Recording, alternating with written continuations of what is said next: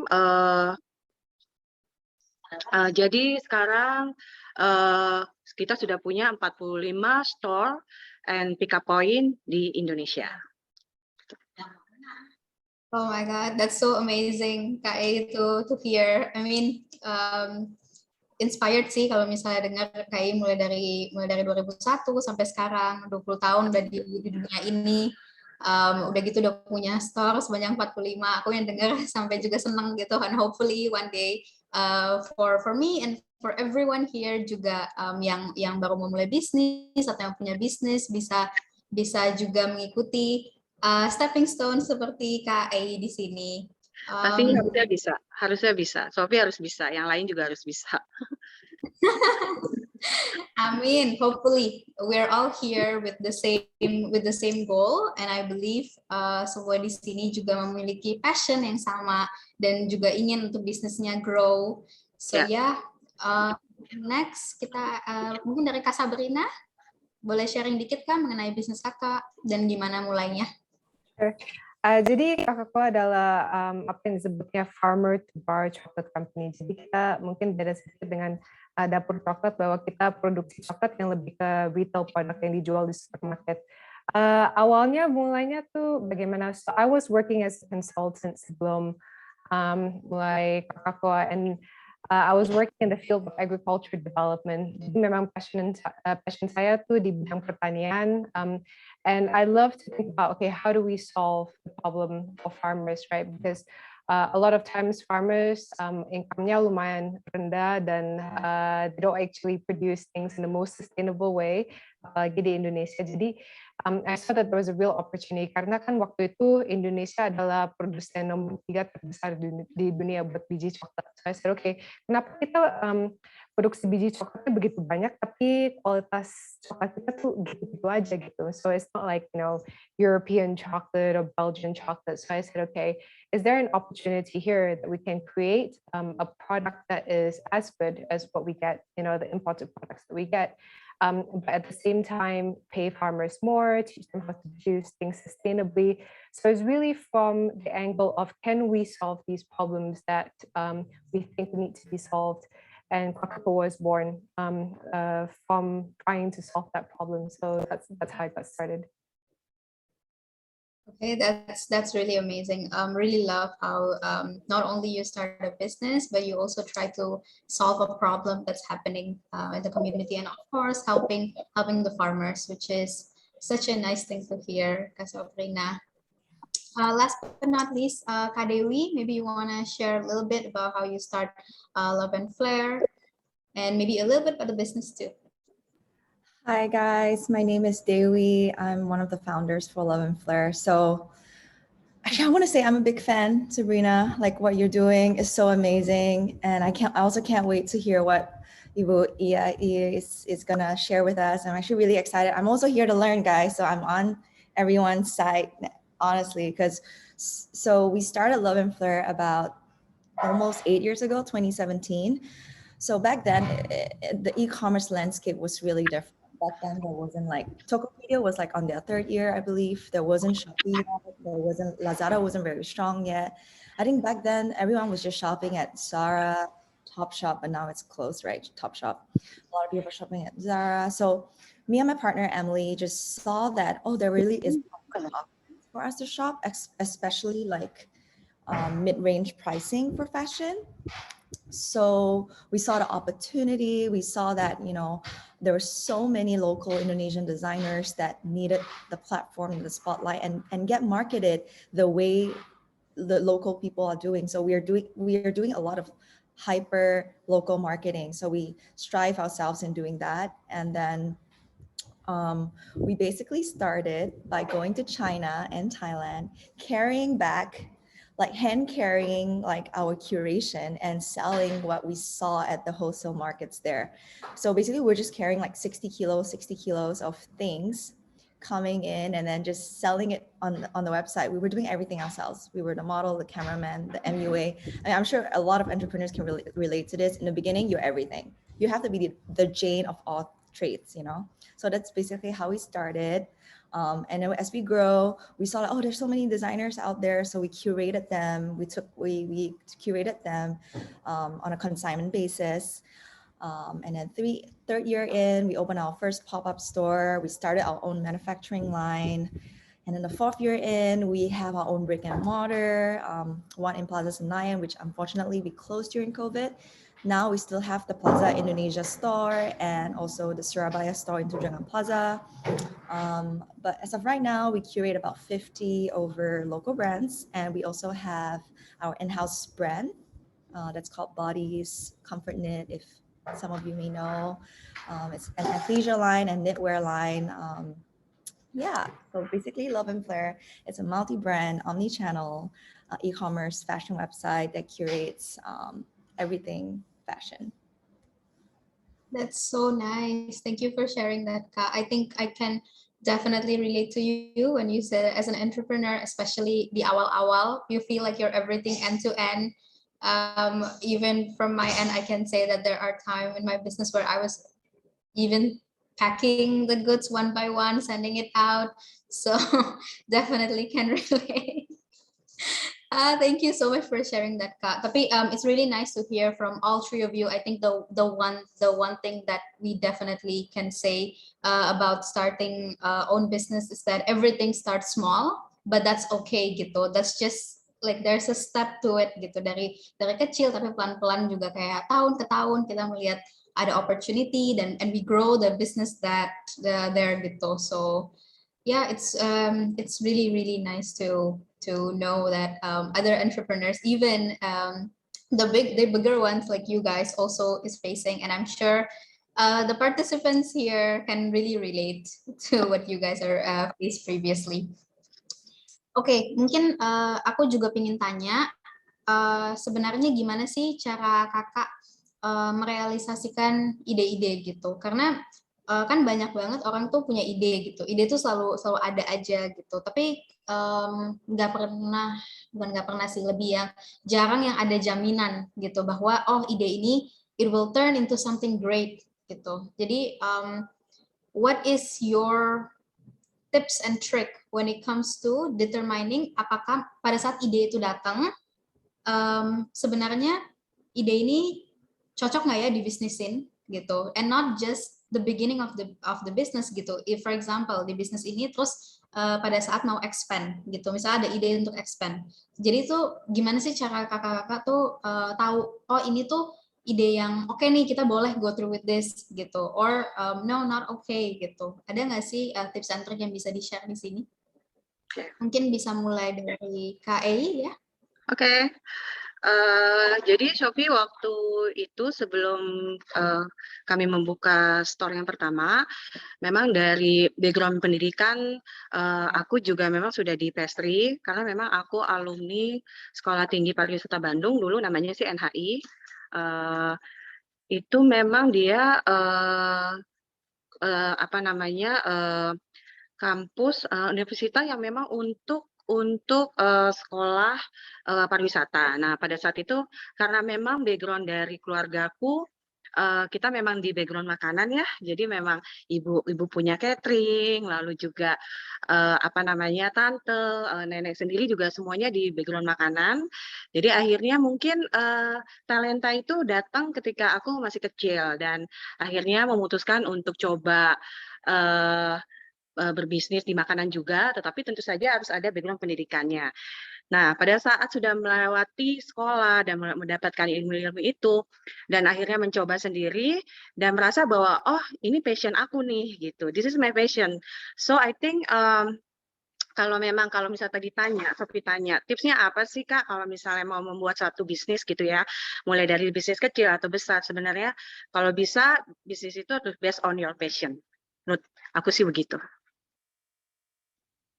Setuju banget sih Kak. Kayak passion itu penting banget, apalagi kita memulai sesuatu dari ground base ya gitu. Jadi kalau misalnya punya passion, apapun yang terjadi, misalkan in between ada yang sesuatu yang salah yang terjadi, tapi kita tahu bahwa oh ini passion kita dan kita akan tetap mau maju dan be better lagi gitu. Iya, karena kalau dengan passion, I think kamu ngerjainnya tuh pakai hati kan, benar-benar serius dan apapun ada kendalanya, kamu pasti bisa ngatasin itu karena kamu tahu prosesnya dari awal gitu. Dan passion itu kan istilah sesuatu yang kita suka. Maka kadang aku bilang sama pemula untuk berbisnis lebih baik memang ilmunya kamu kuasain, apa yang kamu suka dan apa yang kamu kuasain. Nah, jadiinlah itu bisnisnya supaya pasti hasilnya akan lebih baik. Itu pengalaman aku ya. Oke, that's really nice, Kak Ei. Gimana dengan Kak Dewi sendiri? Nah, ada tips lain Kak selain passion? Apa sih yang menurut Kakak bisa useful untuk audiens kita belajar gimana caranya bisnis apa gitu untuk ide dijadiin bisnis?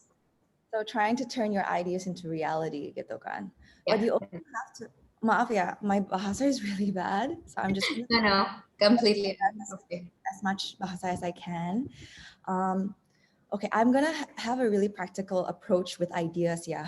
Ideas itu, it can come up from anywhere, but ideas at the end of the day has to solve a problem. So when you think about ideas, it also has to be practical. You can't just say, oh, I'll give you an example aja ya. Oh, I want to make, let's say, I want to make a bottle opener that's that is also part of it in a car. I want to put a bottle opener in a car gitu. But this idea, is it practical or not gitu? So you have to actually ask your friends first, like, hey, do you think you need a bottle opener in the car gitu? So as long as you I put out a questionnaire or something, you kind of understand whether your idea works or not. Because not everyone needs a bottle opener in the car. You know what I mean? That's just an example gitu loh. Jadi, if you want to turn your idea into reality, it has to be practical. That's my opinion. And how do you know it's practical? You see whether there's any kaya live usage, like real life usage of it. So just be practical with your ideas, because a lot of people, their heads are in the clouds gitu loh. They want to do this, they want to do that. Tapi at the end of the day, it has to be practical. And are you going to make money of it? I know nobody wants to hear the truth, but the truth is, what problem are you solving? What great big light bulb idea you have? What problem are you solving? And is it going to make money? That's my practical approach with like turning your ideas into reality. Get survey, ask your friends. They're going to give you the harshest feedback. People you can trust will give you the harshest feedback. So yeah, I think that would be my suggestion. Amazing. So then having a proper market research even before we turn this idea into like a reality is definitely important. So then we know that whatever we're creating, it's needed out there gitu, and people are going to be interested in it, right? Yep. Okay, last but not least, Kak Sabrina, what do you think? What's your approach to this? I take a bit more of a philosophical approach, I think. Just on the survey, a lot of you were thinking about starting business. And usually when people say, oh, I'm thinking about starting a business, the question I ask is why? Because different people start businesses for different reasons. Ada orang yang mau lebih, want more flexibility in their life. Ada orang yang mau bangun unicorn, I want to build a unicorn. Ada orang yang this is a passion, from makanan, from baking. So this is I want to do something that I'm passionate about. The way that you approach the idea and the way that you think, should I do something or not? I think the end goal is very important to keep in mind. Kalau misalnya you say, okay, I'm a mother of a couple of kids. I want more flexibility. I want something that can control my schedule. The idea that makes sense and the idea that is good for you is going to be different than if you say, my goal is to build a unicorn. So, if you say your goal is to build a unicorn, then the things I would say is, okay, what is the total addressable market size? Who is your competition? All of these things, right? If you say my goal is to have more flexibility, then okay, how much can you actually make per hour when you're doing this particular job? Do you have flexibility to actually control a lot of the things, in terms of your schedule, or is it outside of your control? So I would say, back to first principles, figure out why you want to start a business, really why. And then from there, it's easier to understand whether the idea is a good idea or not. Amazing. So, Okay, so we have really useful answers here. So tadi dari Kak Ei, you need to know that you're passionate about this. And then from Kak Dewi mentioned do your market research, make sure you are solving a problem with this new product that you're doing gitu. And then last but not least Kak Sabrina, see the end goal. Kayak what's your end goal basically in creating this gitu. And all definitely super useful, things that we need to remember when we want to start a business, right? Sekarang kalau dari sisi personal mindset sendiri gitu, mindset apa sih yang membantu pada saat mau membangun bisnis gitu? Karena kita tahu gitu kalau misalnya kita mau mulai sesuatu apalagi dari ground base gitu kan, pasti kan banyak doubt in ourselves gitu, thinking whether we can do this or no, maybe we don't believe in ourselves gitu. Jadi mindset apa yang bisa membantu basically untuk bangun bisnis? Dari KAI boleh? Oke.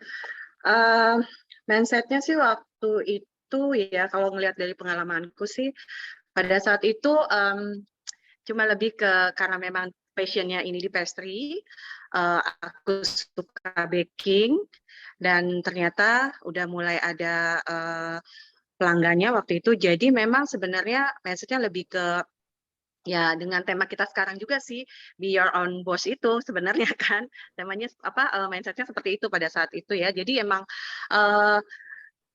karena memang menjadi seorang entrepreneur itu mempunyai satu proses yang sangat panjang, dan kebetulan aku juga suka belajar. I love the process, gimana akhirnya kita bisa survive until today. 2000, kita udah hampir almost 20 years ya, dari 2001 sampai 2020 dengan mengalami semua banyak problem, banyak kendala, ada pandemi yang kita lewati, lalu juga ada zaman yang berubah dari yang biasa jadi digital gitu ya. Jadi mindset yang memang yang saya tanam itu adalah gimana caranya supaya kita bisa mempunyai bisnis sendiri dan menjadi bos buat diri sendiri. Kayak gitu sih, Sofi. Cocok banget ya Kak sama topik kita hari ini, be your own boss gitu. Betul, Mindset adalah want to be our own boss. Panjang, pokoknya be your own boss deh mindsetnya kalau memang mempunyai bisnis. If you want to have own business, be your own boss gitu. Amazing. Kalau Kak Sabrina sama Kak Dewi, apakah kakak juga itu adalah mindset awal gitu, dimana pada saat mau memulai bisnis ini, I want to be my own boss gitu? Buat saya sih bukan ya, mungkin actually my personality, my preference mungkin bukan I wanted to be my own boss, karena mungkin karena lihat orang tua juga, my father was an entrepreneur, he was a boss, I know it was hard. And funny enough, my parents actually said, okay, you know, it's great that you're working for a big company now, udah settle nih, then nggak usah capek, nggak usah susah. So I grew up actually hearing a little bit that narrative, lebih gampang kalau kerja buat orang lain gitu, buat apa capek-capek membangun usaha sendiri. So it was actually a different, I came from a very different mindset. I came from a place of a lot of caution. Jadi agak takut itu waktu mau mulai bisnis sendiri, and I think kind of looking back, and I said, what of the, you know, what's the advice, what's the kind of mindset that would be very helpful to have as an entrepreneur that's starting out? I think two things. Satu yang apa baru bilang itu, learning. So I think the desire to learn has to be there, because when you start, there's going to be like 99% of the things that you should know that you don't know, right? So you just have to learn along the way. And all of us, we still learn every single day. The day that we stop learning is the day that we start failing, I think. And actually, that's the second thing, learning how to fail. I think this is something that we're not taught well in society and in school. And pasti, when you start your own business, there's a lot of failures, there's a lot of setbacks, there's a lot of plans that you have that is not realized, there's a lot of targets that you miss, there's a lot of things that you didn't expect. And you need to learn how to deal with that and understand that that's part of the process and that's okay. Tapi kalau misalnya mindsetnya tuh, oh okay, I'll be successful, ini akan gampang, you know, and all these things. And kalau misalnya gagal, it means that this is a bad idea, or if I have some setback, it means I have to stop. I think that's also not helpful. You have to expect that you're going to fail at some point in time, and a lot of things, and you just have to learn from it.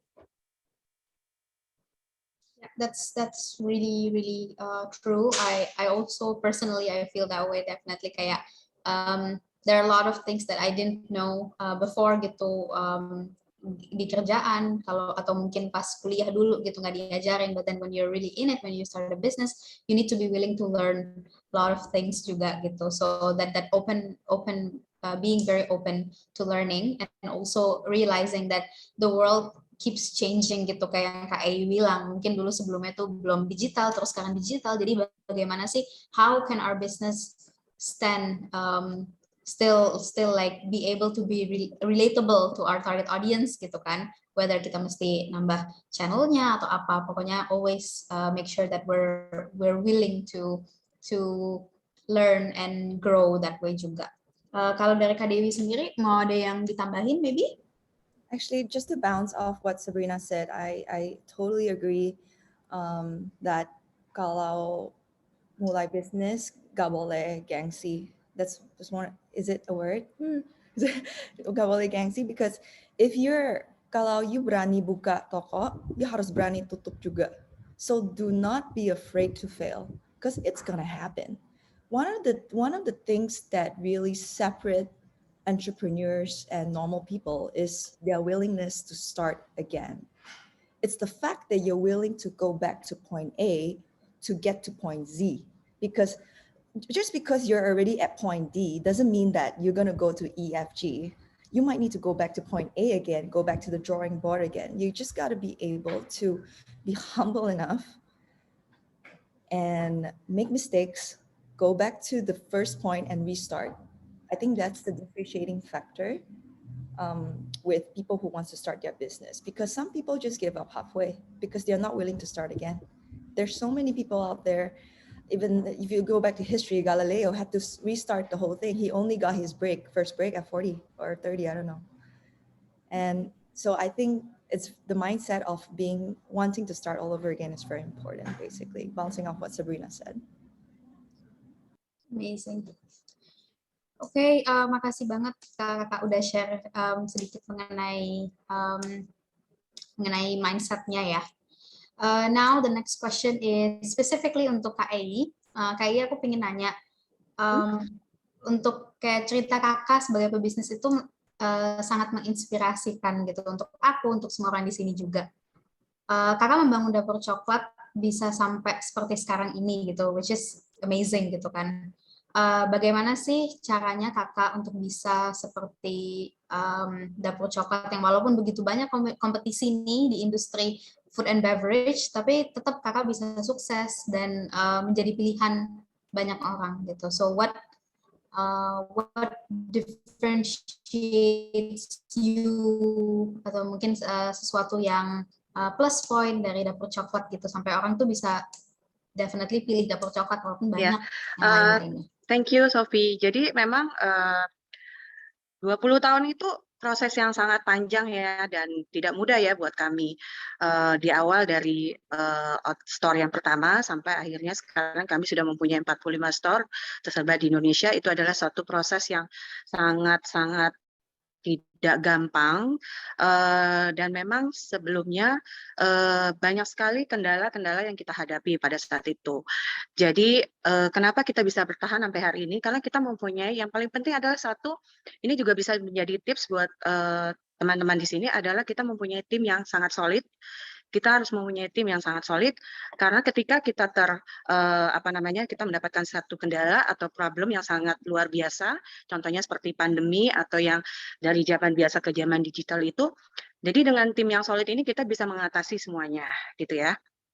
Nah, satu lagi adalah ciri khas yang harus kita pertahankan. Jadi kalau memang dari awal tadi aku udah bilang, we just sell all kind of product, especially coklat. Jadi kita tidak ada menjual semacam seperti roti gitu ya, kita tidak ada. Jadi bisa dibilang bahwa kita harus mempunyai satu spesifik produk.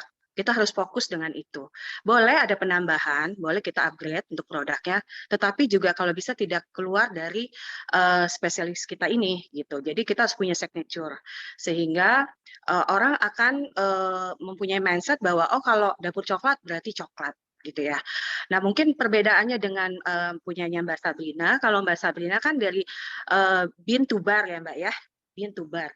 Kalau dapur coklat itu adalah justru kita dari bar dan menjadikan satu produk-produk pastry gitu. Nah, ada satu yang mempunyai ciri khas yang sangat yang kita pertahankan sampai dengan hari ini adalah kita selalu membuat, we always make special product for the big event. So we have 4 event in the special in 1 year. We have 4 event. It's Lebaran, Natal, Valentine, and Chinese New Year. Nah, di situ kita selalu membuat produk-produk yang memang khusus, Sophie. Dan ini selalu ditunggu-tunggu oleh customer kita. Tahun depan nih nanti apa kayak nanti nih Natal ini nanti dapur coklat keluarnya apa lagi nih gitu kan. Dan kita tidak pernah ada pengulangan gitu. Jadi itu memang yang membuat si dapur coklat bisa survive sampai dengan hari ini. Dan satu lagi yang paling penting, how to handle the customer ya, kalau menurut aku. Jadi sebenarnya customer itu nggak beli produk, tetapi dia juga lebih membeli jasa atau servis yang kita berikan kepada mereka. Nah, sejak pandemi kemarin, akhirnya aku coba touch langsung dengan para customer dengan cara we met the IG Live, cooking demo, baking class yang direct langsung ke customer. Jadi seperti itu sih ininya dapur coklat sampai dengan hari ini, Sophie. Nice. Jadi ada ngikutin seasonal juga.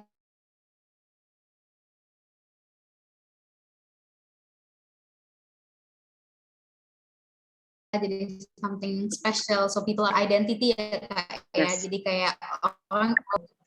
Iya, jadi coklat itu nggak cuma untuk snacking. Coklat is not just only for a snacking, but di dapur coklat tuh coklat is art ya. We can make your face from chocolate 100% is similar. Benar. Oke, amazing. Dan nanti kalau aku ulang tahun kayaknya aku beli dapur coklat my favorite. Iya, benar. Kita pernah bikin presiden start Bung Karno sampai waktu itu masih Susilo Bambang Yudhoyono. We met from chocolate bar. It's about I think it's a 100 kilo. Wow. It's 2017 I think. Yeah. Pada saat itu. Jadi emang kalau kenapa dibilang bisa bertahan sampai dengan hari ini, we can survive until now, start 2001 until 2021, because ya itu tadi strict dengan signature-nya dapur coklat. Amazing. Thank you Kak Ei for sharing that. Oke, sekarang buat Kak Dewi. Kak Dewi, kalau Love and Flair itu kan, you guys are considered like top retailer gitu di Indonesia when it comes to fashion and lifestyle, and the vision is actually to make sure that women can find their own style gitu kan, and they can look their best every day basically. So this retailer industry, especially when it comes to fashion, is very big and very competitive. So can you share a little bit how you can also build this and differentiate Love and Flair compared to all the other retailers out there that also sells fashion items? Wow, top is such a heavy word, yeah. I would love to think it's top, but there's big competitors out there too. Like most people shop in Zara. Zara Inditex is one of the biggest fashion retailers out there, and fashion is difficult because you always have to keep up with the trends, right? But what I think is beautiful about fashion is that as women, we go through different stages in life.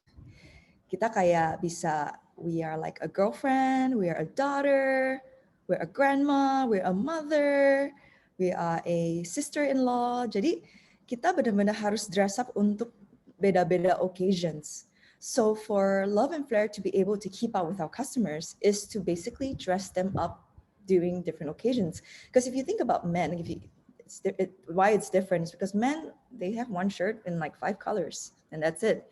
You know, as women, kita harus really dress up for different events. So I think it's really a beautiful thing about being a woman, because we get to follow our customers in different stages in their lives. We somewhat come out with maternity wear.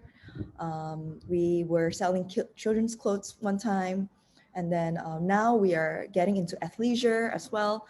So we are really trying to be as relevant as possible in our customer's life and a customer's journey as a woman. Jadi yes, our goal is to be able to dress every Indonesian woman or even every woman gitu. Jadi it's such a nice feeling juga kan when you see someone using your products or out in public. So I think that's my goal. I find it's such a pleasant feeling aja that you can see your products everywhere. So for us to differentiate is basically make products that people want and based on trends aja. Yeah. So that's really nice. So basically your products are available whether they're in different stage of their life, different seasons, or even like you said, like we market it, we make content in a way where we help women decide on what they should wear for their special day, whether it's a wedding or their friend's wedding or it's a baby shower, you know. So it's also at the end of the day, it's also content. How relevant your content is to your users, your audience. Yeah.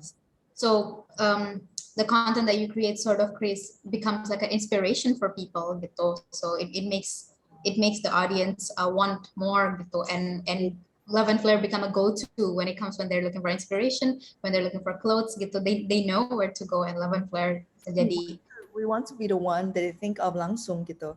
Yeah. I think someone once said to me like a good brand is a brand that follows you everywhere. Jadi every time you see something, oh, that's Coca-Cola. Oh, wait, that's Facebook, or something like that.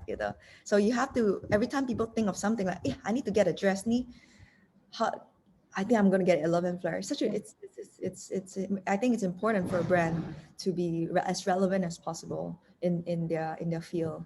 Yeah. That's a really good good advice for everyone here juga gitu. So then they can know whenever they want to create something, they need to make sure that it's relatable to people. It can be an inspiration. Jadi orang tuh juga selalu ingat gitu sama brand kita. Yeah. Okay. Sekarang buat Kak Sabrina. So before you built Krakakoa, you were actually working as a consultant in McKinsey for like 6 years. Jadi untuk ini, for a lot of the people in our audience, I'm sure they have this question, whether like how exactly will we have like the bravery to leave like a secure job and then tell ourselves, yes, we want to start a business and then focus there. So what kind of tips or advice can you give to the audience today related to that? Yeah, I think yang pertama tuh acknowledgement aja ya. Change is difficult. So no matter if you're working a corporate job mau sekarang jadi entrepreneur, itu pasti susah. No matter what it is, right? And the second thing, I think probably there's no perfect time. If you're waiting for all the stars to align, you have perfect idea, the perfect co-founder, you have funding lined up, everything is not. So there's no perfect time to do it, and it's going to feel scary and difficult. I like to use the analogy of like swimming. You know, if you're going into a swimming pool, especially if you know that the swimming pool it's a cold day or whatever, you have to jump to the pool, and then you feel scared, right? And you just like, oh, ini pasti dingin banget nanti, you know, and all of that, and you don't want to jump in the pool. That process of telling yourself, oh, nanti akan dingin banget gitu, is actually more painful than after you jump in. Once you jump in, you're in already, right? And you start swimming around, and then you swim for like, you know, a minute or two, ya udah gitu, then udah biasa, like your body is used to it. I think entrepreneurship is the same way. We get stuck on the thinking. We get stuck, oh ini nanti kalau gagal gimana, nanti kalau misal, you know, nanti kalau susah gimana. So there's a lot of things that you play in your mind. Of course, you have to think about things properly and not just like, oh yeah, I read some random idea without thinking it properly, just do it. But then I think maybe particularly women more, we tend to overthink certain things. And I think we can get caught up in the analysis, what do you call it, inertia, right? Where we just don't take action and we overanalyze, we overthink things. So I think one is just recognize that it's normal, but at the end of the day, you just have to do it. Now, the things that you would probably want to consider, very practical things. So finances, for example, your personal finances, especially, how much runway do I have? Because you're probably not going to be making a lot of money from the beginning. You're not going to pay yourself a huge salary. You're probably not going to pay yourself a salary at all for a while, right? So you have to understand juga my personal finances bisa tahan berapa lama gitu. Yeah. Do you have family that you have to support? Or misalnya, let's say you don't have any obligations. Like when I started, I thought that's actually one of the considerations that I had. I was 30 when I started, 29, and I said, okay, belum ada anak, belum ada keluarga, belum ada responsibility, so it's just like, okay, kalau gagal, yeah, it doesn't matter, it's just like, okay, I'll use up some of my savings. But the worst case scenario, I'm still okay in the worst case scenario. So I think you do have to just say like, okay, worst case scenario, what's going to happen, and bisa diterima atau enggak. And once you figure out like, okay, worst case scenario is fine, then I think you just have to do it. So, and again, I think the other thing was, for me at least, why I said, okay, I have to do it, because I know I will regret it if I don't try. So in spite of my parents saying, why, in spite of a lot of people going, why, gajinya udah besar, all these different things, buat apa gitu kan. For me, it was just this nagging feeling, I need to try. This is a problem that I really want to try to solve. Like this, it's not right the way that farmers are working right now. It's not right the way that we're doing agriculture right now. There's a problem that I felt passionate enough about trying to solve. I said, okay, it's worth the risk. It's worth trying. It's worth all the different sacrifices I need to do just to try and see if this could work. So that's why I was able to have the quote unquote courage to try. Yeah. Okay, amazing. I think definitely nice to hear that. I think I also want to ask all of us here, we're like womenpreneurs, so maybe this is something that we could really relate to. Because as a woman, biasanya tuh kita expected to do many things. Like maybe we need to look pretty and presentable. We need the way we talk needs to be soft and nice. And then people are expecting us to start a family and even have children gitu. Especially di Indonesia, jarang banget kita tuh sebagai wanita jarang kita di expect untuk to be your own boss gitu. Kayak it's not part of the expectation gitu.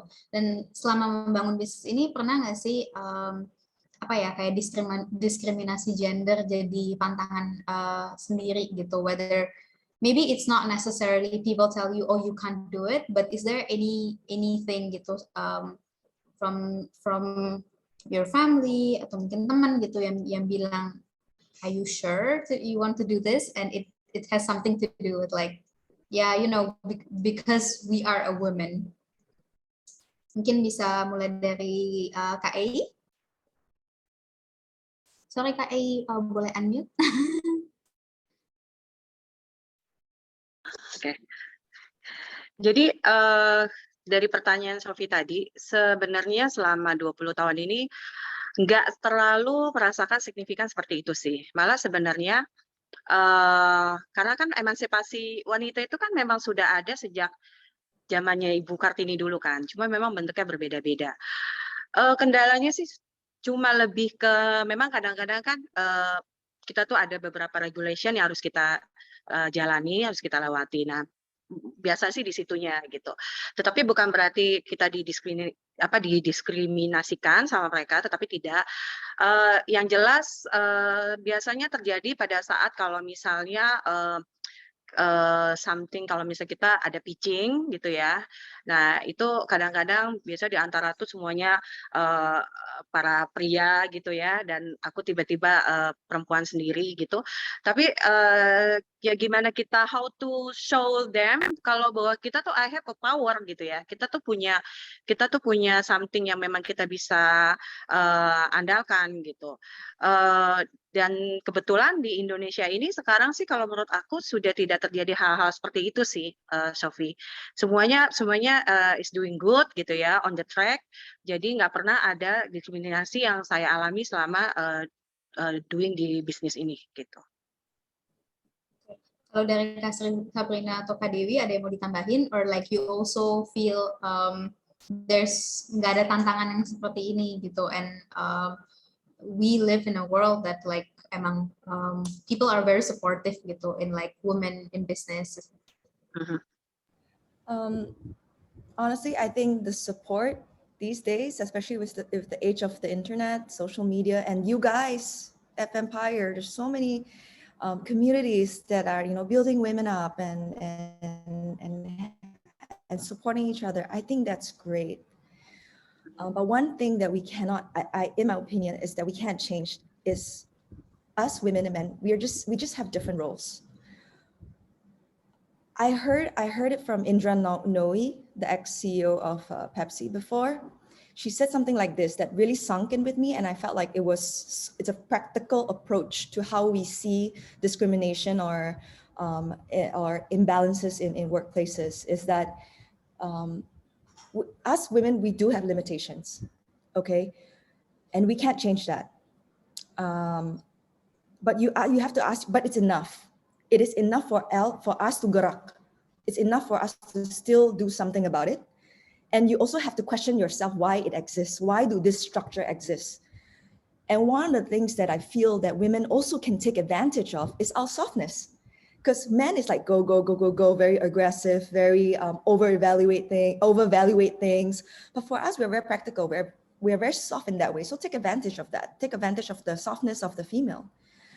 And another thing, and I heard too, that I feel like, okay, we just have to understand that it's just going to happen, is that, you know, as women, we are everything. We can be everything. We can be the mother, we can be the daughter, we can be the girlfriend, the wife, you know. We can be everything, but not all at the same time.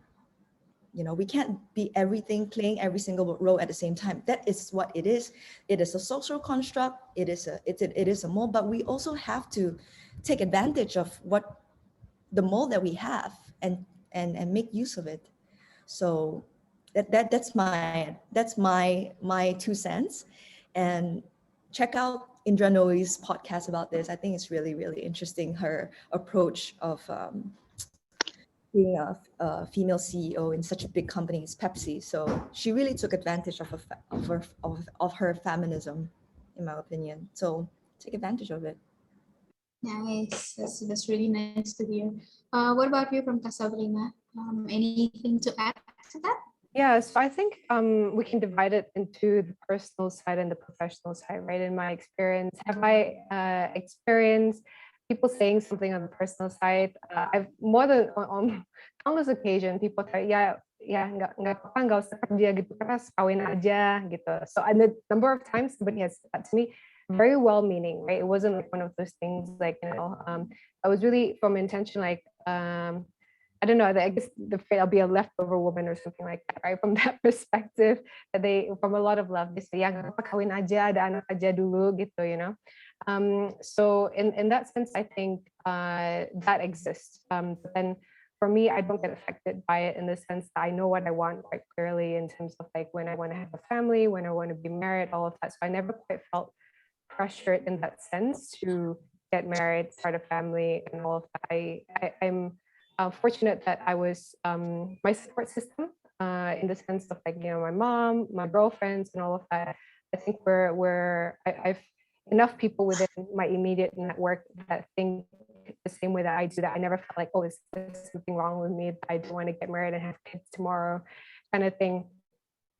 And I think on the professional side, that's a lot trickier to answer. So if we look at the data, we know that systemic sexism does exist in the corporate world, right? There's a glass ceiling for women. There is, you know, female founders have a harder time raising funds, and we do raise funds. We ask different questions during our pitches. There's a lot of data to back this up.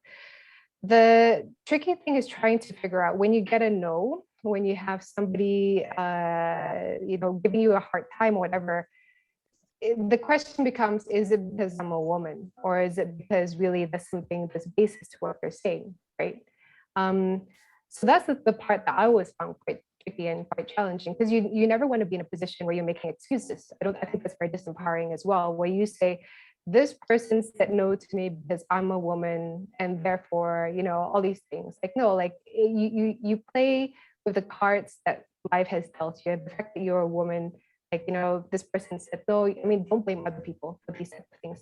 But at the same time, I think it's also important to be able to have that conversation and say, and I don't know where that safe zone is, or where that room to have the safe conversation is, but to kind of figure out, okay, really factually speaking, did this person say no because I'm a woman, or really because what I said was actually wrong, or there's some merit to why they said no.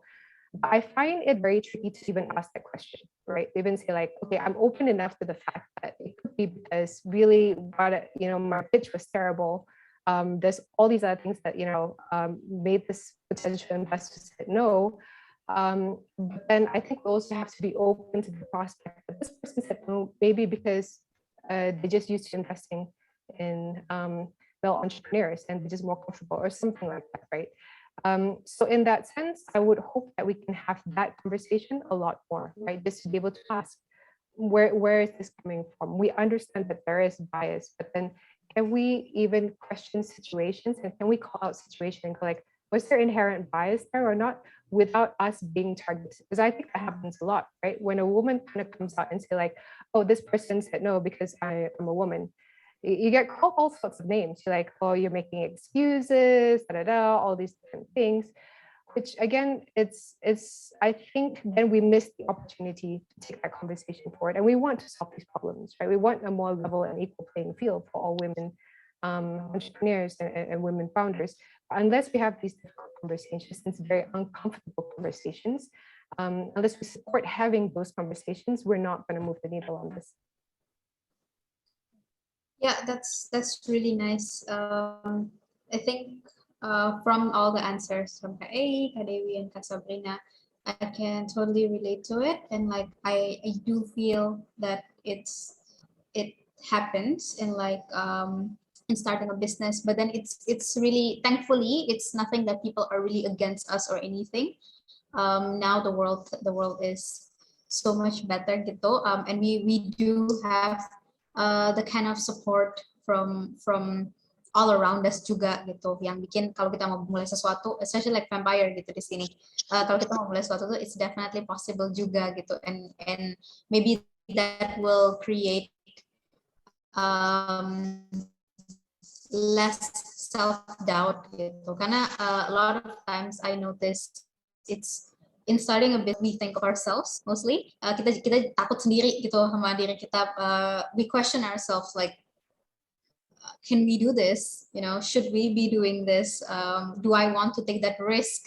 Gitu, like whether it's like from quitting 9-to-5 job, or like even putting in a bit of investment to the business, and just not just financially, right, but also time investment into it. So we need to really be sure of ourselves juga gitu. Okay, I think I want to ask something which is quite interesting for me juga untuk tanya ini, and this is last question actually. So having our own business, itu semua orang juga udah tahu kalau misalnya kita punya bisnis sendiri, in terms of pressure it's much more gitu, and it's really it could be difficult, and the pressure usually comes from ourselves, like I said gitu. Sometimes we also want the best for our own business, for ourselves. Jadi itu kita beneran kayak put a lot of hope into ourselves juga gitu kan. Dan sering juga kita karena itu we actually spend a lot of business. Sometimes like Kak Sabrina tadi, you started the call by talking about what do we usually do on a Sunday, and then it's like, oh, I would usually work, so it's no longer 9-to-5, like 24/7. We're just hustling, we're just trying to make it work gitu in our business. What is the way that what is something that you do to actually make sure that even though you have a successful business, a running business, tapi at the same time juga make time for yourself to find that what we call usually like a work-life balance or a business-life balance gitu, whether it's to spend time with your family or even make time for yourself gitu, to make sure that kita tuh mentally juga we're okay gitu. Kita selalu stable gitu dan kita nggak terlalu nggak selalu spend time with work. So what do you guys usually do to make sure ada keseimbangan ini? Mungkin mulai dari KA. Ya,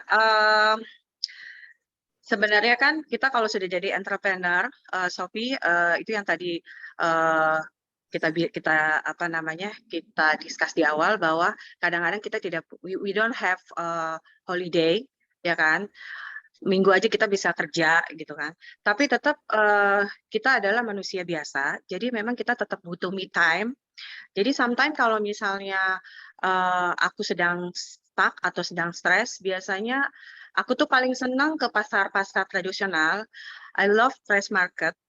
And from there, I get some new idea, apapun itu. Dan aku juga suka traveling, terus aku juga suka hang out dengan my gang. Jadi di situ kita bercerita tentang macam-macam. Karena gini, ketika kita mempunyai bisnis, kita tuh memang harus fokus dan konsisten, ya. Itu menurut aku. Jadi kadang-kadang ada yang tidak fokus dan sehingga bisa tidak menjalankan bisnisnya dengan baik. Jadi sementara kalau untuk konsisten itu adalah kita memang benar-benar harus kayak seperti ambil contoh dapur coklat. Konsisten kita adalah di walking customer, kami tidak menyediakan dine-in, jadi kami konsisten dengan konsep seperti itu gitu. Nah, kalau bisa dibilang fokus dan konsisten itu hal yang paling penting untuk kita menjalankan bisnis ini. Dan itu yang sudah aku lakukan ketika pada saat saya menjalankan ini dan ketika pada saat tadi kita butuh refresh atau something yang seperti itu ya, kita harus punya me time sendiri. Gitu. Sophie juga harus punya me time sendiri. Jadi nggak kerja terus, nggak bisnis terus. Gitu. Definitely agree sih Kak Ei juga. I think that's something that mungkin pas awal-awal mulai bisnis itu sesuatu yang kita suka lupain ya, karena kita selalu fokus dengan we have an end goal, so whatever it takes gitu. Kadang orang suka berpikir seperti itu. Tapi setuju banget bahwa me time itu penting banget, and it's not that we are deprioritizing our business gitu. Pada saat kita bilang kita butuh me time atau we need some time for a holiday or maybe just go out and see something gitu. Tapi karena I am a strong believer juga kalau pada saat we are not happy with ourselves, if mentally we are not healthy, new ideas will not come, and whatever we try to do gitu, whether it's in our business atau apapun, itu tuh it's not going to be as great as kalau misalnya kita selalu have a calm mind and we're just very content with ourselves gitu. What about from mungkin Kak Dewi? Just to bounce off what you said, Sophia, I 100% agree that you have to rest. I think I always tell even my own team, I tell them, finish your leaves by the end of the year. I don't care. Do not roll it over to the next year because you need a break. Because if you're not 100%, you can't give you 100%. And that is so true because you got to be able to take care of yourself before you take care of other people. And I always tell myself that. I think I reached sort of a breaking point on the third year in the business because I was so burnt out running my mom's business and also running my own business at the same time. I just could not admit that I was suffering. I think I had a lot of ego. I think that a lot of entrepreneurs juga, we have a lot of ego. We don't want to kalah. Kita nggak mau kalah. We're so competitive. We want to go, right? But we really just have to understand that, we need rest at the end of the day to recharge and start the day again. For me personally, I like to run. So when I have a lot of thoughts in my head, I run and I think when I'm running on a treadmill. Like sometimes I even read when I'm walking on a treadmill, sometimes just to clear the mind, just to jog it out, just, I guess, find your routine day. Find that thing that really calms you down. Like for me, it was running and meditation. Some people maybe retail therapy, maybe out spending time with your parents, whatever that takes you off work. Because you gotta take care of yourself before you take care of other people. It's just this much for me. I completely agree. I think when Kak Ai was mentioning, Kak Ai suka ke pasar tradisional, like my thing would be, I go to like kayak supermarket buah. I really like the scent of buah. It's fresh. It's just it might be something that people don't understand. People don't really understand it, but then every time I feel that I'm really kayak burned out gitu with a lot of things that's going on, I really like to go out, even kayak cuma ke supermarket doang, tapi that scent of buah gitu, it makes me feel things are better gitu, and it actually helps calm down. And I agree, we need to figure that out gitu for ourselves, what calms us down gitu, what makes us feel good when and where is our safe space basically, right? Whenever we feel burned out gitu, we need to have that safe space gitu, and it's not necessarily juga sendiri gitu. Sometimes you get that energy from being around your family or your friends juga gitu. But basically just find that balance gitu. Last but not least, sebelum kita ke business advice session kita, maybe I just want to get a little bit from Kak Sabrina. What's your thoughts on this? Like, what's your routine basically untuk ensure you have a work-life balance? I think I'm going to echo things that have already been said, which is really, and the way I frame it is slightly different in my mind, where people talk about time management. I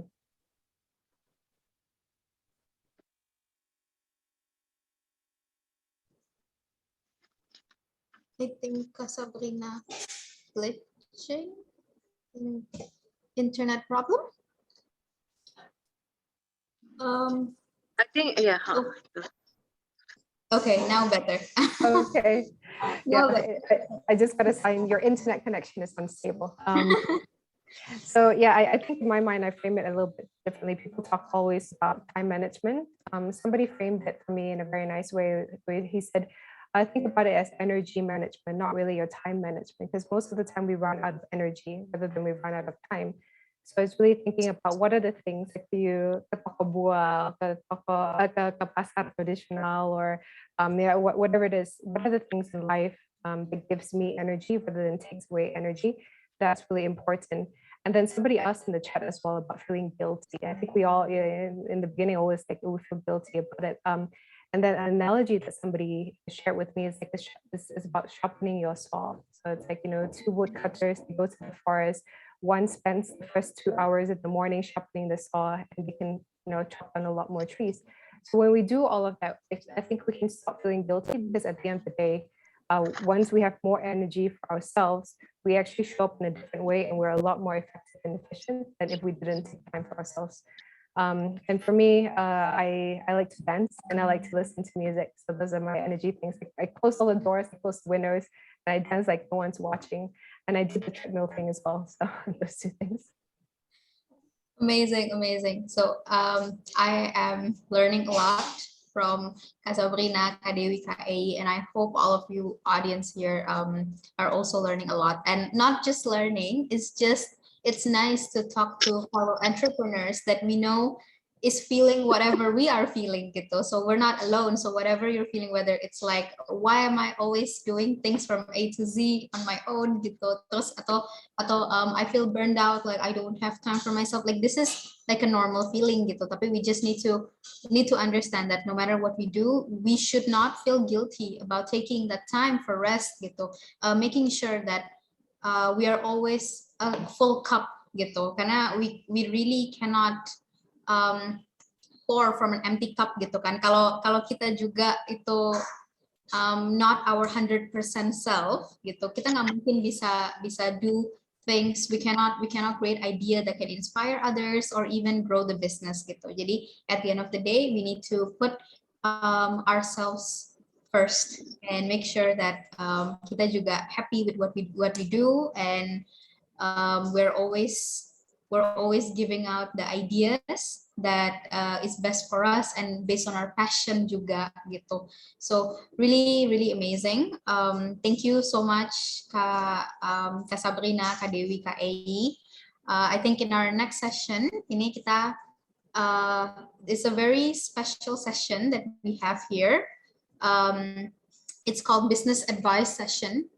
Basically ini something new juga gitu, di mana kita invite business owners yang akan mendapatkan kesempatan untuk sharing dan diskusi mengenai concern yang mereka hadapi di bisnis. Dan mungkin dari salah satu misalnya Kak Sabrina, Kak Dewi atau Kak Ei, if you think this issue resonates with you or is something that you can help, bisa langsung jawab gitu ya.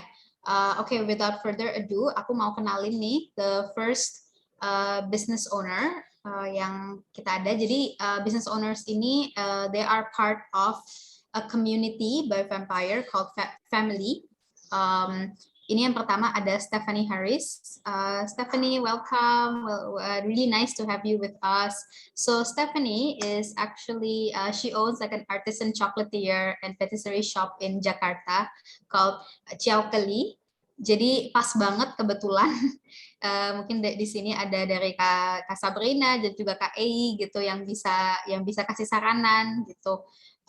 Stephanie, maybe you want to quickly introduce yourself, and then after you introduce yourself, bisa langsung aja sama pertanyaannya apa untuk panelis kita hari ini. Okay, well, hello there, everyone. I'm Stephanie. I'm so happy to be here. All the speakers, thank you so much. You guys are such an inspiration for me.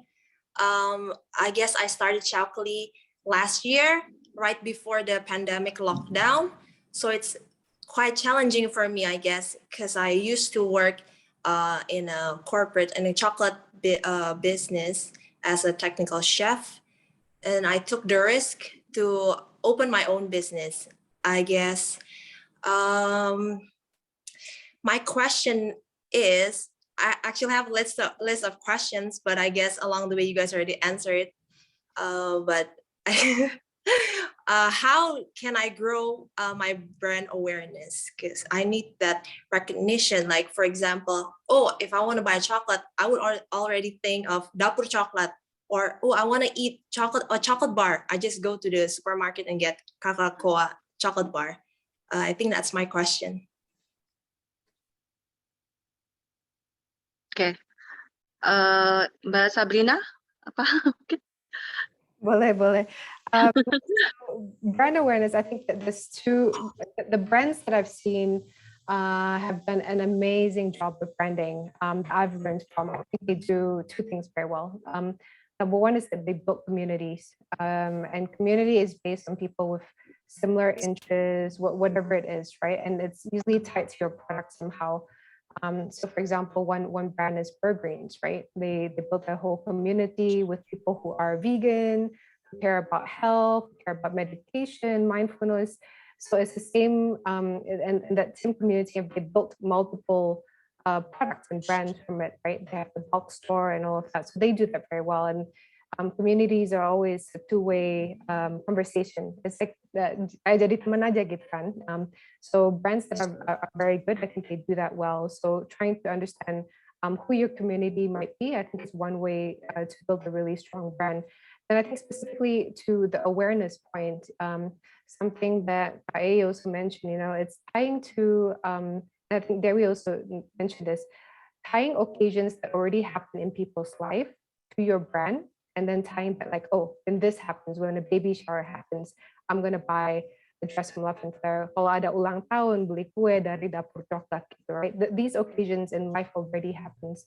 So what is the occasion in life that you can tie into your brand, into your product? And that's where your advertising comes in, right? When you put out an ad or something like that, if let's say as a chocolatier, it's just like, and it can be, and start with a small niche, especially as a starting brand. Don't try to be like all the parties. Maybe very specifically, it's like, I'm just making this up, like bridal showers, right? You have some special chocolate for bridal showers, and you just advertise to that particular niche. And online, you can get very, very targeted.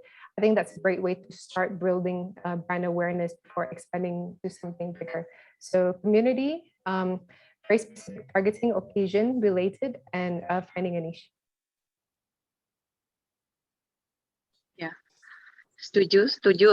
Tadi Stephanie Jadi memang ketika kamu sudah akan memulai satu usaha Thank yang you, pertama, Sabrina. ini aku tambahin boleh? Aku tambahin Stephanie. Boleh, boleh. Boleh Kak Halo? E, tambahin juga. Ya ada Oke, aku sedikit. Oke, boleh. Nah. Boleh ya Kak E, tambahin. Internet problem ya Sophie ya? Iya, I Oke, think so.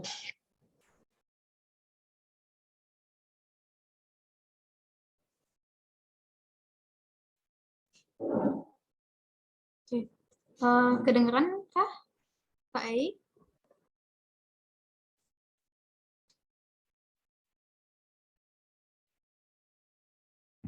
I think ada sedikit bermasalah dengan internetnya Kak E ya. Okay, nanti let's if we have time at the end, maybe we can circle back to that. But Stephanie, thank you so much. Oh, Kak E is here. Hi Kak E. Halo. Oke, aku boleh tambahin sedikit untuk Stephanie. Iya Kak, boleh Kak. Oke, jadi ketika Stephanie akan memulai satu bisnis, yang paling pertama yang harus diperhatikan adalah kita memang harus branding, ya. Dan yang kedua adalah kita mempunyai satu yang spesial, yaitu signature-nya apa. Dan tadi setuju dengan yang Kak Sabrina bilang bahwa kita harus masuk ke dalam community, kita juga harus nge-branding brand kita dengan baik gitu ya. Karena memang kalau kita mempunyai satu spesial seperti dapur coklat, itu akan sangat diingat oleh buyer, oleh customer gitu. Jadi coba membuat satu apalagi sekarang sudah coklat ya. Jadi sehingga kalau menurut aku mungkin coklat is everywhere right now, cuma mungkin harus membuat satu yang spesifik. Ada ide misalnya coklat yang healthy ya, vegan coklat, atau bikin produk coklat yang memang untuk low kalori gitu ya. Jadi kalau bisa disarankan sebaiknya membuat satu yang specialty untuk brand kamu gitu supaya ini bisa lebih mempunyai satu ciri khas gitu. Itu sih tambahannya. Amazing. Thank you banget Kak Sabrina and Kak Ei. Dari Stephanie, did you get your answers?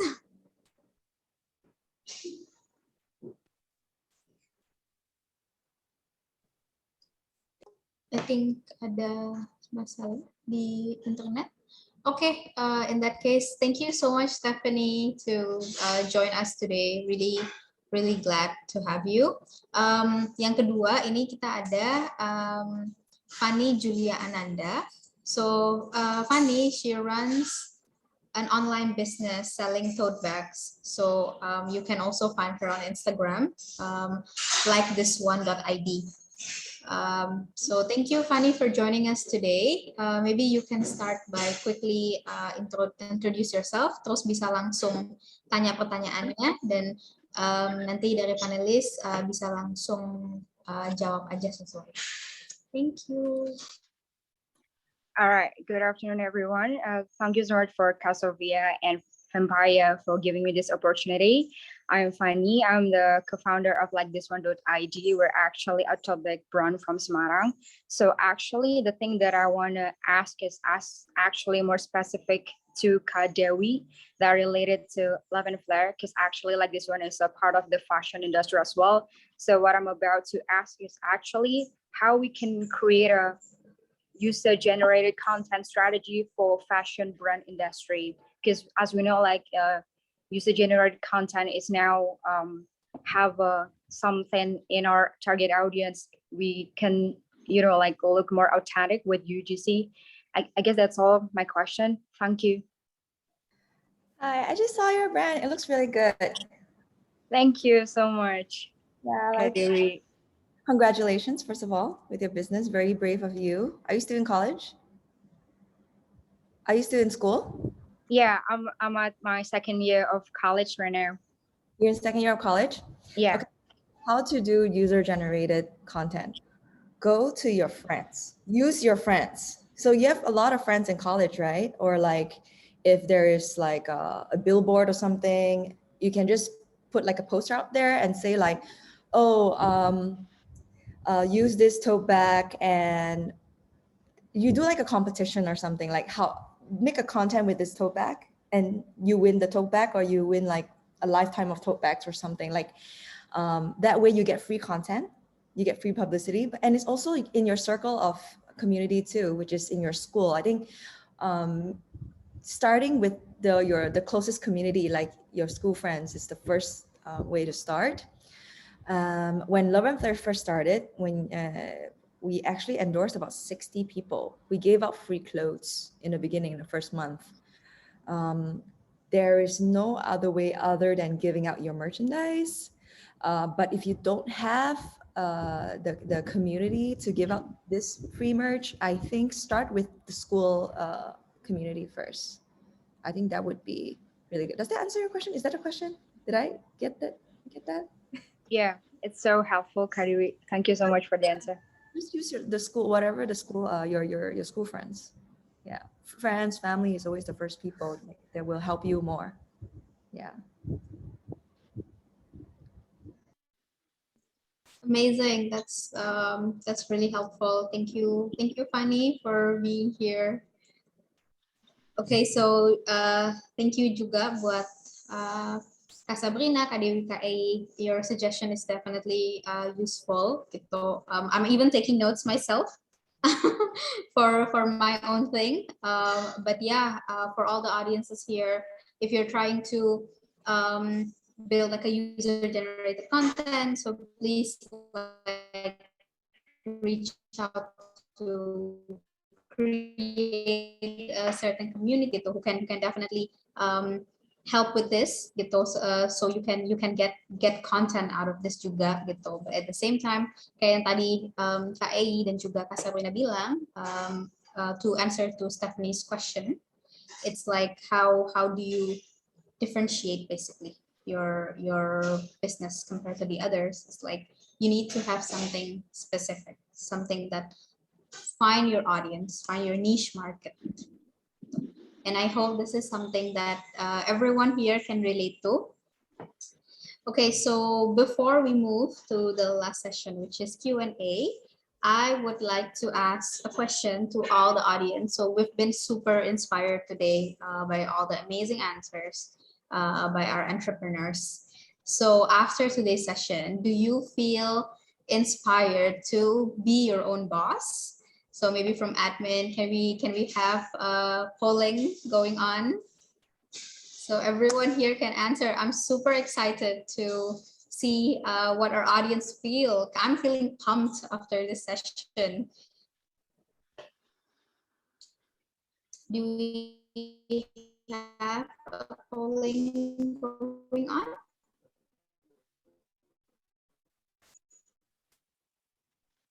Do you mind if I add something while the poll is coming in? Because I think in my, I always tell my friends this, for people who wants to really start their own business and be your own boss, it's a sobering advice aja, practical advice. It's not for everyone juga.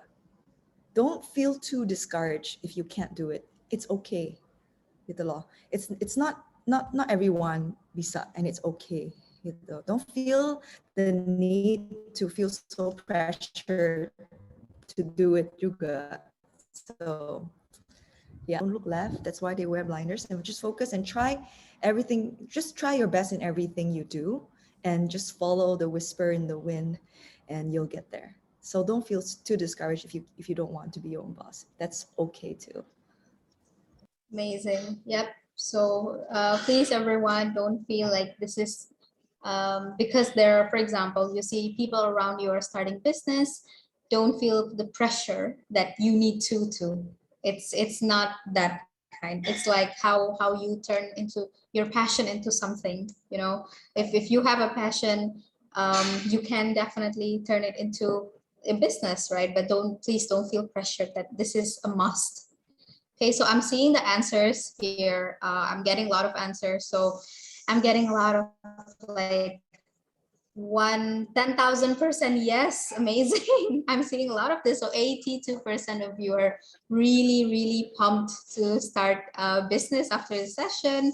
And then also getting there. I hope the ones getting there can get there as long as we really want to do it. I believe we can do it if we have the willingness to. All right, so that's amazing. Sekarang I think I want to go to the last session, which is kita akan mulai get in questions from the audience. So I see that throughout the entire session udah banyak pertanyaan-pertanyaan. So I'll just start with the first question. Yeah, it's from Nasia. So the question is, have you been in a situation where you see a gap or need in the market, but you're unfamiliar with the sector? Like, how do you do this? Like, do you have any tips on how to start navigating the unknown territory? So you know it's there, but you don't know anything about it, but you want to do something about it. Gitu. Okay, maybe anyone, any volunteer dari speakers kita hari ini yang mau jawab? Sure, I can answer that. I think even though I had experience in agriculture, I actually didn't know anything about cacao or chocolate or food manufacturing or sales and marketing when I first started. So in all these things, you kind of need to know if you want to run a chocolate business. And literally, I think what I did was that I reached out to whoever I could to ask for time with them. So we started with the farmers, right? When we said, okay, we have to find a group of farmers who want to test this idea, pelatihan, kasih alat, are they interested or not? And can we actually produce good quality cacao? We didn't know in the beginning, right? I didn't know any cocoa farmers. So literally, I just went to any industry associations, anybody like I read online articles about cocoa farming, whoever was mentioned in the article, I looked for them on LinkedIn and I just dropped them a note and say, hey, can we meet? Can we chat? I have this business idea. And in the end, also like my helper, home pembantu di rumah, and I even asked her like, oh, kampungnya ada kakao nggak? And she said, oh, ada. Then I said, okay, take me to your village.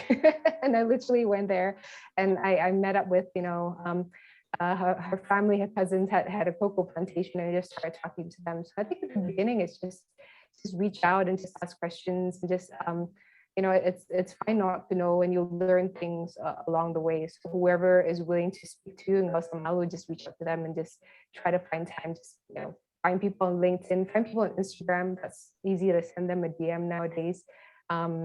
When we had offline events, it was also like if they're speaking somewhere, you can kind of approach them after the event, right? Usually the speakers are hanging around and you go up to them and say, hey, can I have 5 minutes? I have this thing. You get the business contact and then you kind of get the ball rolling from there. So just learn. Yeah, everything can be learned. I firmly believe that.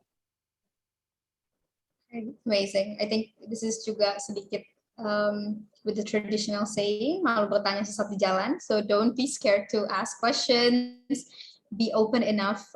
There's no wrong questions. So yeah, have the courage to like always ask, especially if it's in a territory that you don't know, right?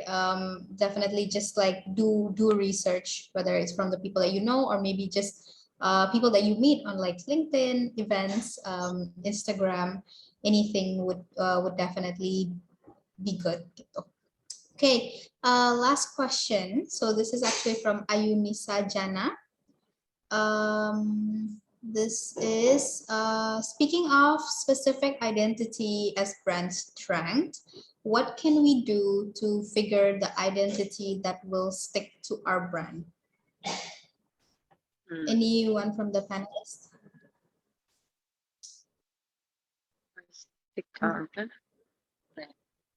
Mungkin Kak Amy? Ya, jadi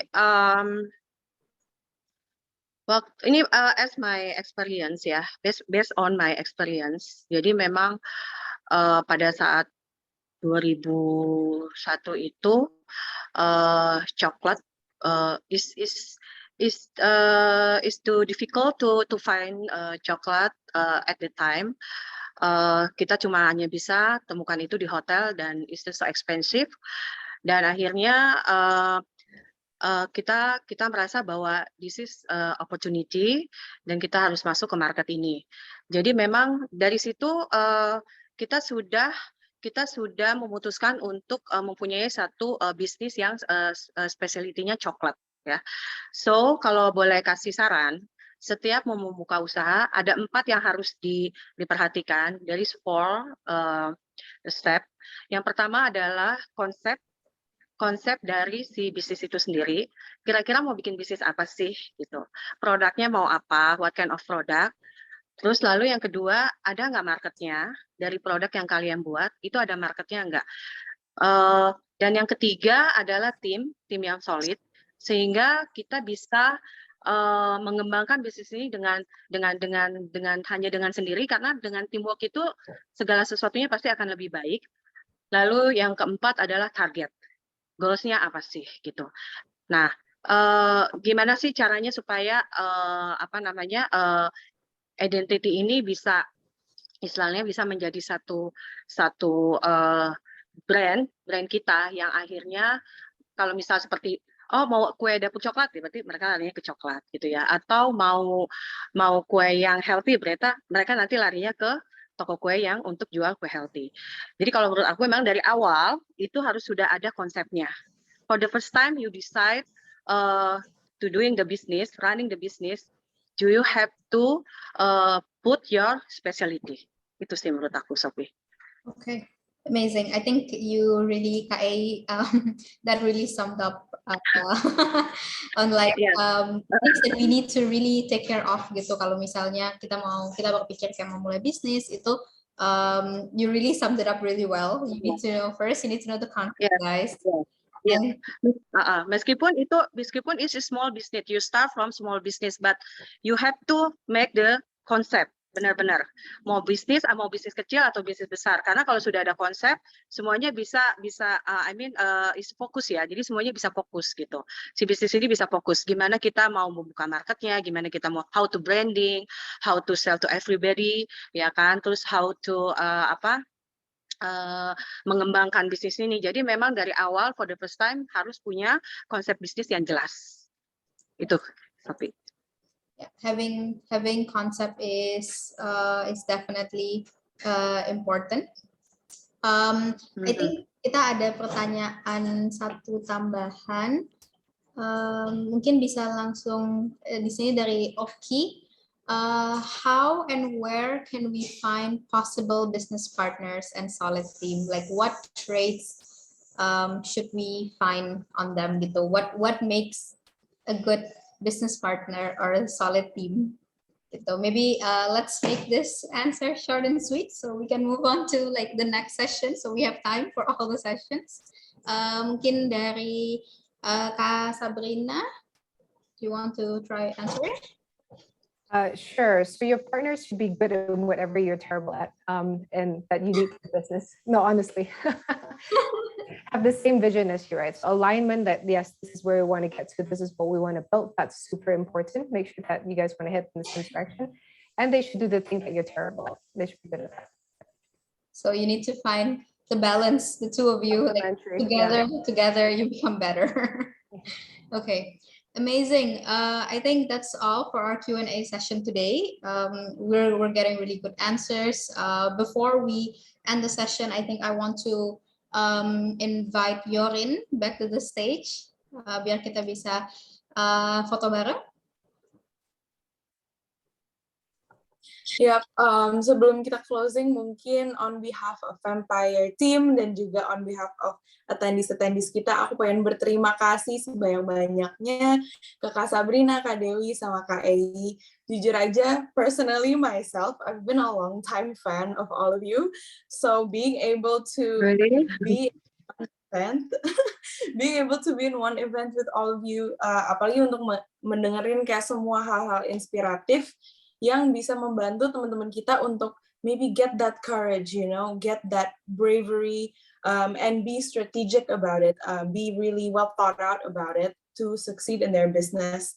as Fempire is somebody who supports we support women supporting women. It's really, really amazing to have the three of you in our panel.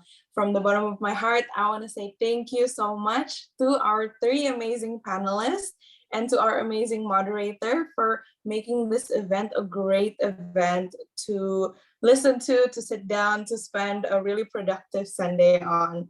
Jadi thank you ya Kak Sabrina, thank you Kak Dewi, thank you Kak Ei. Hope to be able to talk to you again soon after this. Before we close, I do want to take a quick picture so that we can remember this moment and for us to be able to show our audiences what things you talked about.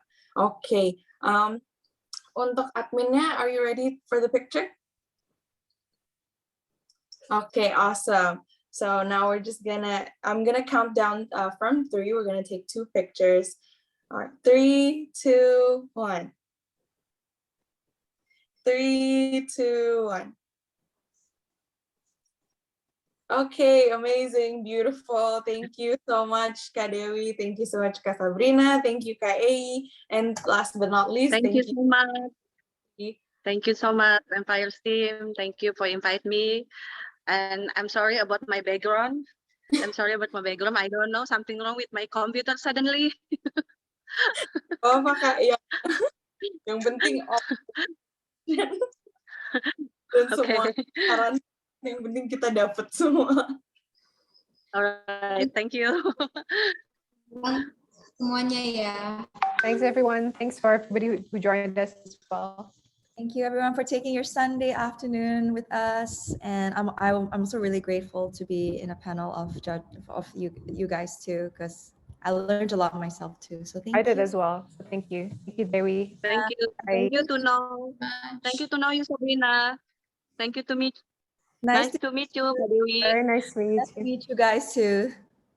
Hope to see you guys in real life. Bye. Thank you, everyone. Bye. Nah, teman-teman, kita udah selesai nih di sesi panel dan sesi pertanyaan dari audiens. Untuk closing ini, sebelum kita lanjut ke networking session, kita ada Fempity. I would like to share with you one of our social outreach programs, namanya Fempity, di mana kita membantu memberi resources dan memberi bantuan untuk komunitas ibu-ibu di Depok. Nah, you can support Fempity by donating through our QR code here. By donating, you will be supporting our cause to help a community of women in Depok to realize their dreams and to be more financially stable. The donations will all be allocated to a community in Sawan Depok. And if you want to check out more about Fempity, please go to our Instagram and you can find information all about our social outreach program. Nah, aku yang untuk teman-teman yang udah pastinya banyak yang nunggu ya untuk announcement pemenang giveaway. We have 3 lucky giveaway winners sesuai yang tadi abis kalian komen di Instagram. Kita ada @Schnell1, @Jenay, and @Jessica Dharma Saputri. Congratulations to our 3 winners.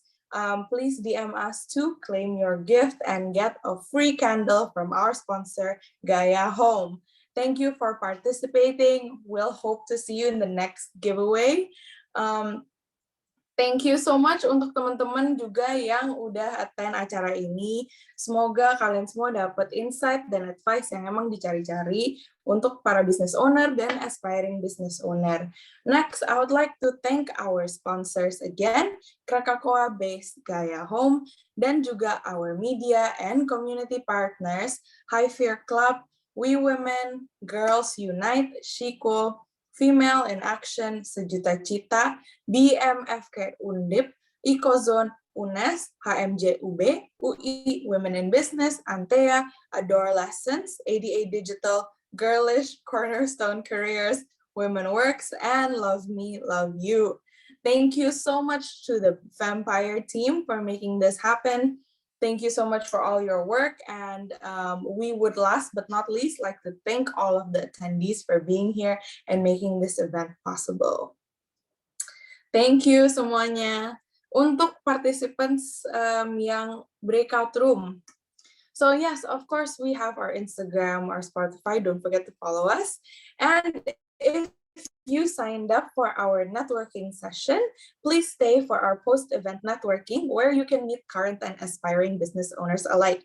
We'll be assigning you to your breakout room soon. Please don't go anywhere. The breakout networking will start in 10 minutes. Jadi reminder ya untuk yang udah sign up buat networking nih.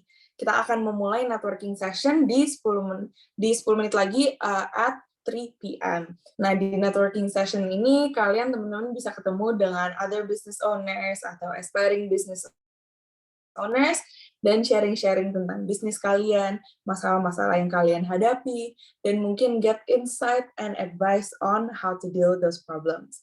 Jadi sekali lagi ya, untuk yang sudah sign up di networking session kita, please stay back and we will assign you to a breakout room in 10 minutes. Thank you.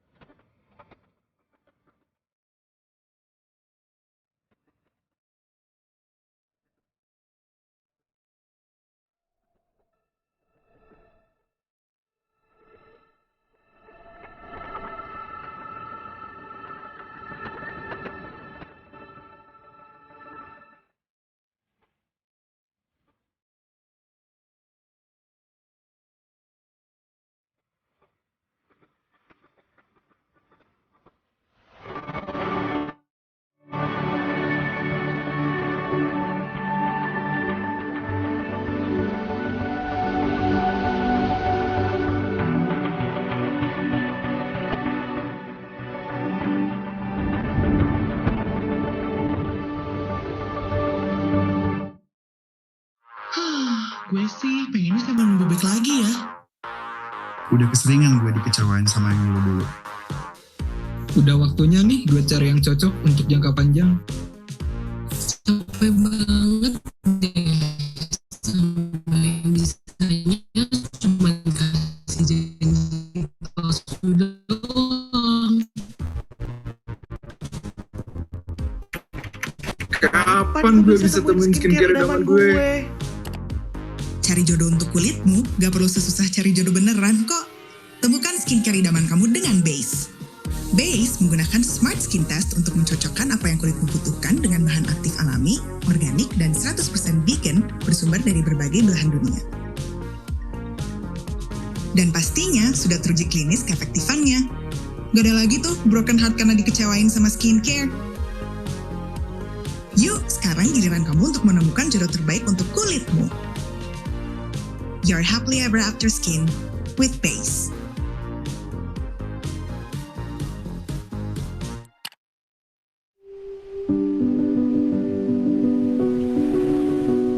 Krakakoa was started because we believed that there was a way to do business better.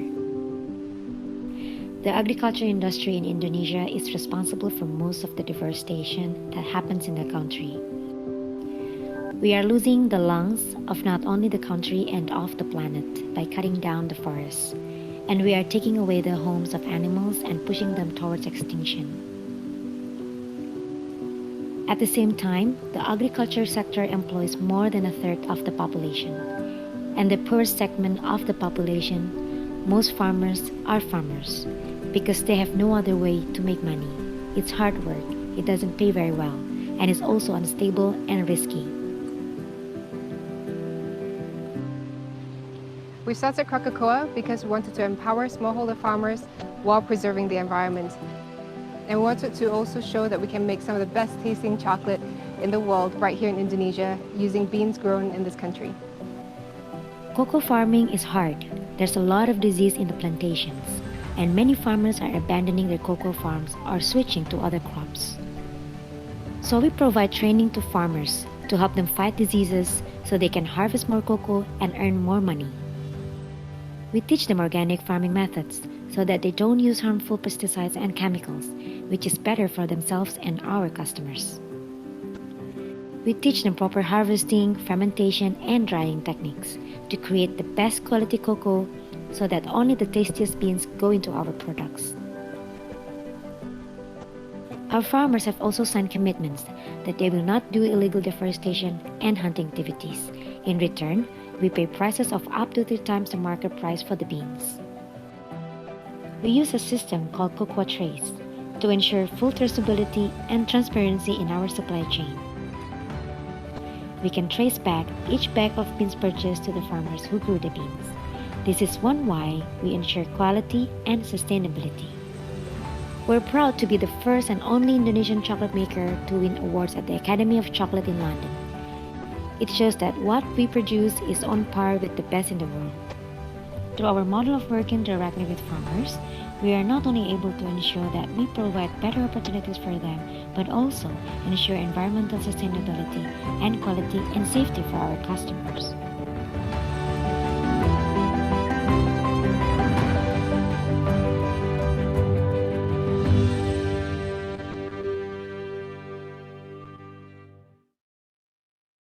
Mau pori-pori dan bakteri penyebab jerawat di kulitmu bisa bersih tuntas tanpa iritasi? Solusinya ada di B.Y.O.B Nourishing Cleanser. Pembersih wajah lembut dengan niacinamide yang dapat mengontrol minyak wajah dan 100% vegan loh. Say hello to healthy skin. Say hello to Freshly Dew Toner. Toner multifungsi untuk menghidrasi dan menenangkan iritasi kulit. Bisa juga dipakai untuk membersihkan sisa-sisa makeup. Formulanya vegan dengan chamomile dan moringa untuk menutrisi dan melembabkan kulit. Say hello to healthy skin.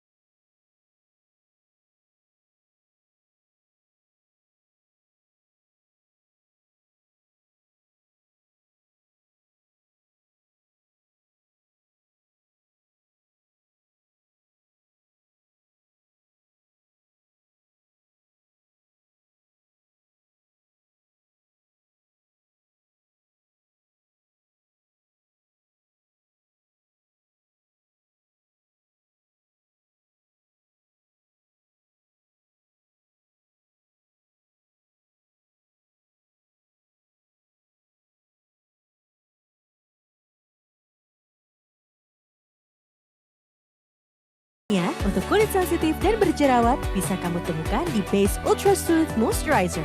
Teksturnya ringan, mudah menyerap, dan tidak lengket. Ingin punya kulit lembab, sehat tanpa iritasi? Wujudkan dengan Base Moisturizer. Memperkenalkan, Base Personalized Sunscreen. Dibuat untuk kamu yang gak suka pakai sunscreen. Formulanya disesuaikan dengan jenis kulit dan gaya hidup kamu. Supaya kamu mau pakai sunscreen setiap hari untuk mencegah tanda-tanda penuaan dini. Untuk melindungi kulit dari sinar UVA, UVB, dan blue light dari layar gadget dan lampu di rumah. Nah, kamu pikir pakai sunscreen cuma kalau di luar rumah aja? Coba pikir 2 kali. Sunscreen yang non-greasy dan gampang menyerap dengan formula ringan untuk mencegah